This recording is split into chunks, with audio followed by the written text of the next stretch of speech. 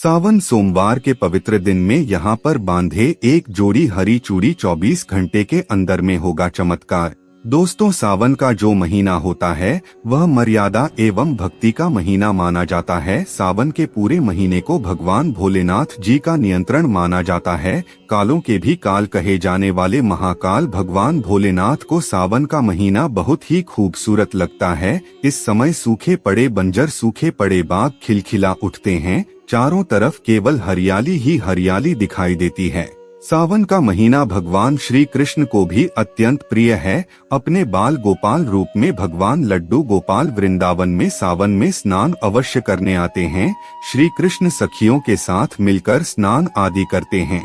दोस्तों, ऐसा माना जाता है कि सावन के पूरे महीने भर भगवान भोलेनाथ जी की पूजा पाठ करने से वह अत्यंत प्रसन्न होते हैं। सावन का पूरा महीना भगवान भोलेनाथ को समर्पित माना जाता है और इसके अनेक पौराणिक कथाएं एवं धार्मिक मान्यताएं भी हैं। दोस्तों, जनसाधारण लोग किसी और महीने में संयम नियम का पालन करें या ना करें, लेकिन सावन के महीने में संयम एवं नियम का पालन जरूर करते हैं। सावन में जो लोग व्रत आदि करते हैं तो उन्हें पूरे महीने भर लहसुन प्याज तथा किसी का जूठा भोजन भी नहीं करना चाहिए, क्योंकि इस समय व्रतधारी भगवान शिव के शरण में होता है। तो आप कोई भी ऐसा पाप ना करें जिससे भगवान भोलेनाथ क्रोधित हो जाएं। तो आज की जो जानकारी है वह बेहद ही ज्ञानवर्धक जानकारी है। इस वीडियो को आपको अपने फायदे के लिए जरूर अंत तक देखना है और कमेंट में हर हर महादेव जरूर लिखना। दोस्तों, सावन के महीने का महत्व कुछ इस प्रकार से है। सावन के महीने में ही समुद्र मंथन हुआ था। सावन के महीने में ही माता लक्ष्मी उत्पन्न हुई थी और माता लक्ष्मी को धन की देवी का दर्जा सावन के महीने में ही प्राप्त हुआ था। सावन के महीने में ही भगवान भोलेनाथ भूलोक पर आ जाते हैं और भूलोक पर जिनके घर पर यथावत शिवलिंग रखा हुआ होता है तो उनके घर में भगवान शंकर जरूर आते हैं। दोस्तों, इस माह में भगवान विष्णु योग निद्रा में चले जाते हैं और सृष्टि का जो भार होता है वह भगवान भोलेनाथ के हाथों में आ जाता है। तो आज की जो वीडियो का विषय है बहुत ही सुंदर है। इस वृक्ष पर बांध दो एक जोड़ा हरी चूड़ी, आपकी हर इच्छा शीघ्र ही पूर्ण होगी। और इस वृक्ष पर सावन में अगर हरी चूड़ी बांधते हैं तो आपकी सभी मनोकामनाएं शीघ्र ही पूर्ण हो जाएगी और आपका आने वाला समय भी बहुत ही पवित्र और सुखमय हो जाएगा और आपके जीवन में जो भी परेशानी चल रही होगी वह परेशानी भी समाप्त हो जाएगी। दोस्तों, हमारे भारत में हिंदू मुस्लिम सभी धर्म के लोग अपने हाथों में चूड़ियां जरूर पहनते हैं। चूड़ी का महत्व बहुत ही ज्यादा है। देवी देवताओं को आकर्षित करने वाली चूड़ियां मानी जाती हैं। मित्रों, भगवान भोलेनाथ जी को यह 3 वृक्ष अत्यंत प्रिय हैं और इस वृक्ष की पूजा करने से शिव पूजा करने का ही फल प्राप्त होता है। इस वृक्ष के बारे में शास्त्रों में यह भी लिखा हुआ है कि मनुष्य जाति के जन्म कल्याण के लिए स्वयं भगवान भोलेनाथ और माता पार्वती इन वृक्षों के रूप में भूलोक पर अवतरित हुए थे। तो आइए इस वीडियो में जानते हैं सावन में हरी चूड़ी का महत्व। दोस्तों, हरा रंग सौभाग्य एवं उल्लास का प्रतीक माना जाता है जो मन को आनंदित करता है। हरा रंग प्रकृति का वह स्वरूप है जो लोगों के दिल में हर्ष और उल्लास भर देता है। मित्रों, हरे रंग का उदाहरण कुछ इस प्रकार से है जैसे सावन में भगवान शिव जी को चढ़ाए जाने वाले बेलपत्र, धतूरा, भांग हरे रंग की होती है। प्रकृति का निर्माण करने वाले भगवान भोलेनाथ हरे रंग से अत्यंत प्रसन्न होते हैं। सावन में जो महिला हरे रंग की चूड़ी पहनती है, हरे वस्त्र धारण करती है, उन्हें अखंड सौभाग्य की प्राप्ति होती है और इसीलिए कहा जाता है कि जितनी भी माताएं बहनें हैं उन्हें पूरे सावन के महीने में हरे रंग की चूड़ी जरूर पहननी चाहिए। सावन के महीने में जो माताएं बहनें भगवान भोलेनाथ की पूजा करती हैं, शिव की पूजा करती हैं, ऐसी माता बहनों को हरे रंग के वस्त्र धारण करने चाहिए और भूल कर भी सावन के महीने में नीले और काले वस्त्र किसी भी महिला को नहीं धारण करने चाहिए। ऐसा माना जाता है कि इस रंग के कपड़े पहनने से महिला के पति पर कष्ट आते हैं और उनके पति की आयु कम हो जाती है। तो दोस्तों इस वृक्ष पर किसी भी सावन सोमवार के दिन या सावन में किसी भी समय जरूर बांधे हरी चूड़ी। आपका दुर्भाग्य सौभाग्य में बदल जाएगा। कैसी भी आपके ऊपर परेशानी हो, गरीबी हो, कष्ट हो, कर्ज हो, तकलीफ हो, जीवन में जो भी परेशानी हो वह सारी समस्याएं समाप्त हो जाएगी। दोस्तों केवल एक ही सोमवार के दिन अगर आप इस उपाय को कर लेते हैं, हरी चूड़ी इस वृक्ष पर बांध देते हैं, तो यकीन मानिए आपकी गरीबी दरिद्रता तत्काल मिट जाती है और शीघ्र ही आपके एक ही सोमवार के दिन इस उपाय को करने से मनोकामनाएं पूर्ण हो जाती है। तो दोस्तों वह वृक्ष कौन से हैं, आइए विस्तार पूर्वक जानते हैं।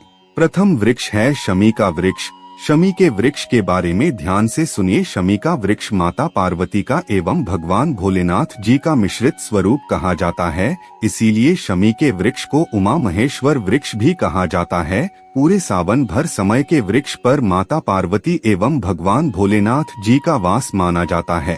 सावन के महीने में प्रदोष काल के समय अर्थात संध्या काल के समय इस वृक्ष को छूने से गरीबी दरिद्रता कष्ट परेशानी सब समाप्त हो जाती है। दोस्तों सावन के पवित्र महीने में अगर शमी वृक्ष की जड़ पर कच्चा दूध डाला जाए तो भगवान भोलेनाथ शीघ्र ही प्रसन्न हो जाते हैं और माता लक्ष्मी जी का ढेर सारा आशीर्वाद प्राप्त होता है। तो मित्रों सावन के महीने में किसी भी सोमवार के दिन शमी के वृक्ष पर उमा महेश्वर का ध्यान करते हुए 2 जोड़ी हरी चूड़ी एवं हरे रंग का रिबंध जरूर बांधना चाहिए, या फिर हरे कलर का जो भी आपको सिंगार आदि मिल जाए वह आपको जरूर बांधना चाहिए। जैसे कि हरे रंग की मेहंदी, हरे रंग की बिंदी या हरी चूड़ियां जरूर बांधनी चाहिए। दोस्तों ऐसा करने से आपकी जो भी मनोकामना होगी वह एक ही बार में पूर्ण हो जाएगी, क्योंकि इस खास समय पर यानी सावन के समय पर भगवान भोलेनाथ खास तौर पर वास करने आते हैं और शमी के वृक्ष पर स्थायी रूप से वास करते हैं। शमी का वृक्ष छूने मात्र से आपकी मनोकामना शीघ्र ही पूर्ण हो जाएगी। दोस्तों दूसरा वृक्ष है धतूरे का वृक्ष। यह भगवान भोलेनाथ के उग्र रूप का भैरव के अंश से उत्पन्न हुआ है। ऐसी मान्यता है कि शिवलिंग पर धतूरे के पत्ते या पुष्प फल चढ़ाने से राहु केतु एवं शनि के कुप्रभाव समाप्त होते हैं। धतूरे के वृक्ष पर सावन के किसी भी सोमवार के दिन अगर 2 जोड़ी हरी चूड़ी बांधी जाए तो शत्रुओं से छुटकारा मिलता है एवं शत्रुओं का सर्वनाश होता है। और दोस्तों सावन सोमवार पर धतूरे के वृक्ष को छूने मात्र से भगवान शिव आपके घर में दौड़े चले आएंगे।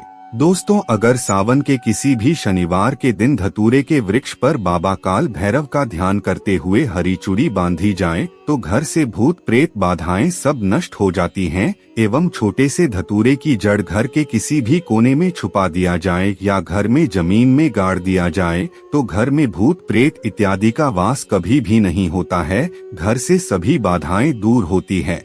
दोस्तों जो तीसरा वृक्ष है वह है बेल का वृक्ष। अगर भगवान भोलेनाथ जी को बेलपत्र न चढ़ाया जाए तो सावन का व्रत अधूरा माना जाता है और बिना बेलपत्र चढ़ाए ही शिवलिंग पर जल भी व्यर्थ हो जाता है। इसीलिए जब भी आप भगवान शिव पर बेलपत्र चढ़ाएं तो 5 बेलपत्रों पर उसके ऊपर में श्री राम अवश्य लिख दें, इससे भगवान शिव जल्द और अत्यंत प्रसन्न होते हैं। दोस्तों सावन में बेल वृक्ष को छूने से कई तीर्थ का लाभ मिलता है। सावन में इस वृक्ष को क्यों छूना जरूरी है, आइए जानते हैं। मैंने इससे पहले कई वीडियो में आप लोगों को बताया है कि यह जो बेल का वृक्ष है वह माता पार्वती का स्वरूप कहा गया है।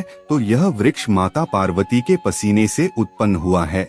स्कंद पुराण में बहुत ही स्पष्ट रूप से बताया गया है कि इसके पत्ते में शिव और डाली में पार्वती, जड़ में ब्रह्मा एवं तने में विष्णु जी का वास होता है। संध्या काल में ऐसा माना जाता है कि शिव मंदिर के समीप में जो बेल के वृक्ष हैं, इसके नीचे में अगर कोई भी व्यक्ति सावन में शाम के समय अगर भगवान शंकर जी का कोई भी शिव मंदिर है तो उसके किनारे में जो कोई बेल का वृक्ष हो वहां पर बिल्कुल आपको एक घी का दीपक जलाना चाहिए। इसे बहुत ही उत्तम कहा गया है।